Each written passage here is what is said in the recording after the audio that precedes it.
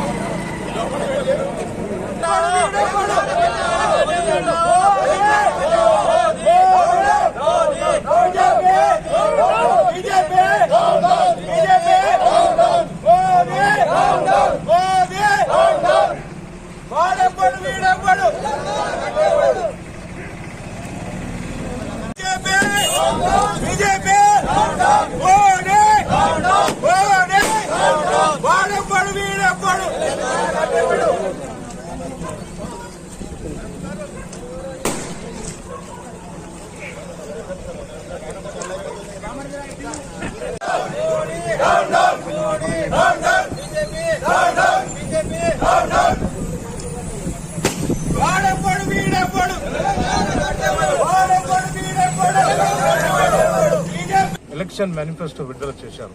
ఆ ఎలక్షన్ మేనిఫెస్టోలో 24 గంటల కరెంటు ఇద్దామని, తర్వాత మరి ఏదైతే కళ్యాణ లక్ష్మి మనం ఇస్తున్నామో అది కూడా కాపీ కొట్టి అది కూడా ఇద్దామని చెప్పి ఎలక్షన్ మేనిఫెస్టోలో పెట్టడం జరిగింది.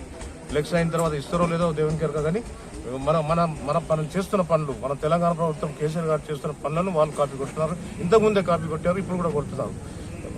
అందువల్ల మరి ఇంత తెలంగాణ ప్రభుత్వాన్ని మెచ్చుకొని మరి ఈ రోజున నిన్నటి రోజున ఇలా మాట్లాడటం ఎంతవరకు సబబు?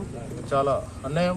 మన తెలంగాణ ప్రజలందరూ కూడా పార్టీకి అతీతంగా అందరూ కూడా విచారం వ్యక్తం చేస్తున్నారు, దీన్ని ఖండిస్తున్నారు. మరి ఇటువంటి ప్రధానమంత్రి మరి దేశంలో ప్రధానమంత్రిగా ఉండటం సబబు కాదు.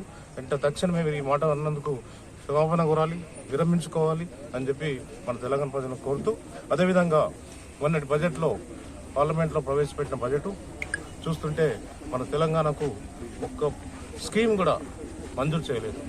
మనకు వచ్చే కారణంగా వచ్చే మరి దివంగత అంబేద్కర్ గారు రాజ్యాంగంలో రాయటం జరిగింది, ప్రతి రాష్ట్రాన్ని కూడా మనం సమానంగా చూడాలి, రూలింగ్ పార్టీ ఉన్నా ఆపోజిషన్ ఉన్నా సమానంగా చూడాలని చెప్పి వారికి రాజ్యాంగంలో రాశారు. కానీ అలా పాటించడం లేదు. మన తెలంగాణకు చిల్లి గవా కూడా ఇవ్వలేదు.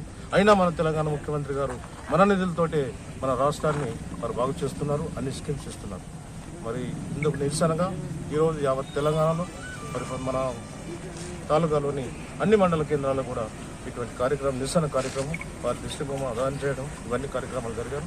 మరి ఈ కార్యక్రమానికి భారీ సంఖ్యలో వచ్చేసిన ముదల్ ప్రాపర్ మరియు ముదల్ మండలం నుంచి వచ్చిన కార్యకర్తలకు, నాయకులకు, అందరి ప్రజలకు, మీ అందరూ కూడా పార్టీ తరఫున, ముదల్ నియోజక పార్టీ తరఫున, ముదల్ మండల పార్టీ తరఫున ధన్యవాదాలు తెలుపుతూ తెలుసు. జై హింద్, జై తెలంగాణ, జై కేసీఆర్.